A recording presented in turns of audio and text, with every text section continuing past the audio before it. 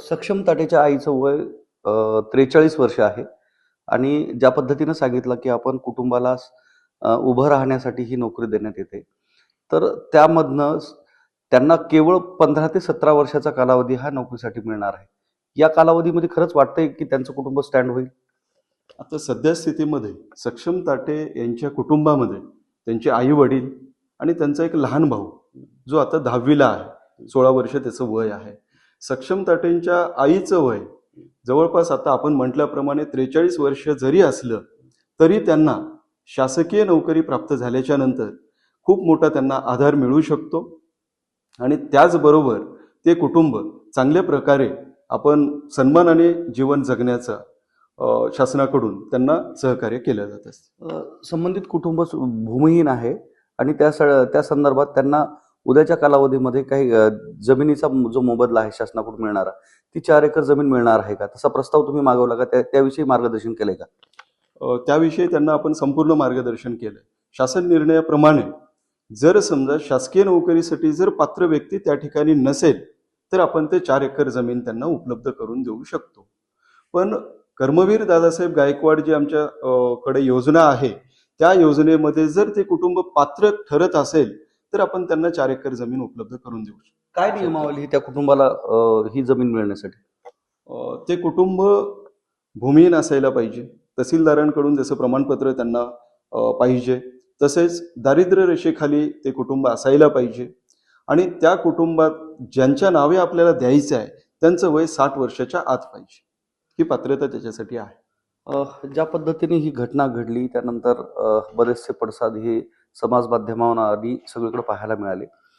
एकूण जर पाहिलं तर नांदेड जिल्ह्यामध्ये गेल्या 3 वर्षामध्ये 479 ह्या अॅट्रॉसिटीचे प्रकरणं आहेत आणि त्यामध्ये 15 जणांची हत्या झाल्याचं निदर्शनास येत आहे. एवढ्या मोठ्या प्रमाणामध्ये गंभीर स्वरूपाचे अॅट्रॉसिटीचे गुन्हे दाखल होते.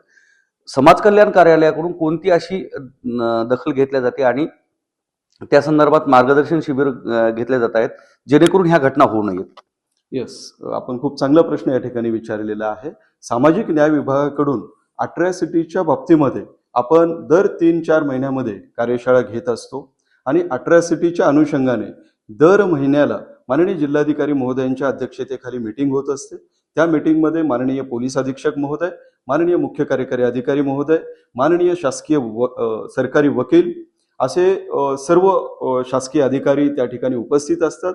आपण समाजात जनजागृती करत असतो आणि त्याच्यावर अॅट्रॉसिटीच्या प्रकरणामध्ये मागासवर्गीयावर कुठेही अन्याय होऊ नये हा दृष्टिकोन शासनाचा आहे. त्याप्रमाणे आपण प्रयत्न करत असतो. मात्र जो आकडा समोर आलेला आहे एकट्या नांदेड जिल्ह्यामधलं 479 अॅट्रॉसिटीचे प्रकरण आहेत, त्याच्यात 15 हत्या झाल्याचं गेल्या 3 वर्षात उघड झालेलं आहे. हा खूप गंभीर प्रकार आहे आणि अशा घटना वारंवार घडू नयेत त्या संदर्भात समाज कल्याण कार्यालय काय करतंय? कारण या संदर्भात मार्गदर्शन शिबिर ग्रामस्तरावर होणं गरजेचं आहे आणि आजपर्यंत आपण किती शिबिरं घेतलीत? कारण ह्या 3 वर्षाच्या कालावधी हा चढता क्रम आहे.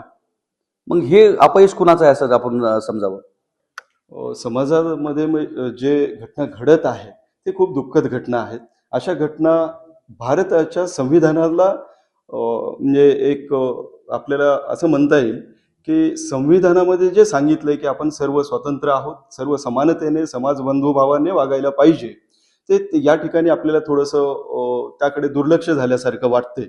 पण समाजामध्ये एकोपा राहण्यासाठी आपण ग्रामपंचायत पासून पंचायत समिती असेल, तहसील कार्यालय असेल व ह्या ठिकाणी आपण समाज जागृतीसाठी प्रयत्न करत असतो.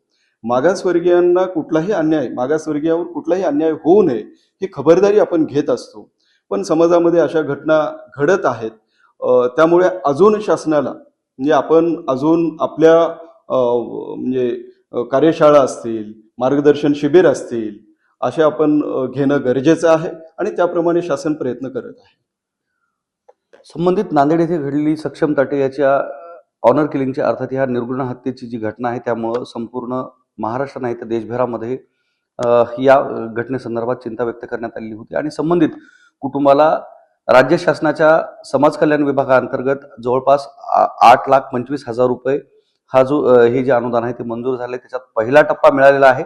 त्या कुटुंबातील एका सदस्याला नोकरी देण्याचं आश्वासन हे समाज कल्याण विभागाकडून देण्यात आले, मात्र अद्याप प्रस्ताव आलेला नाही.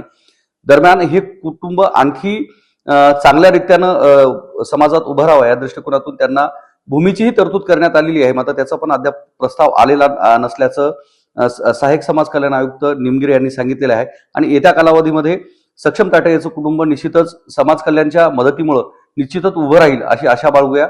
कॅमेरामन सुधाकर सह मी धनंजय सोळंके, टाइम्स नाऊ मराठी, नांदेड.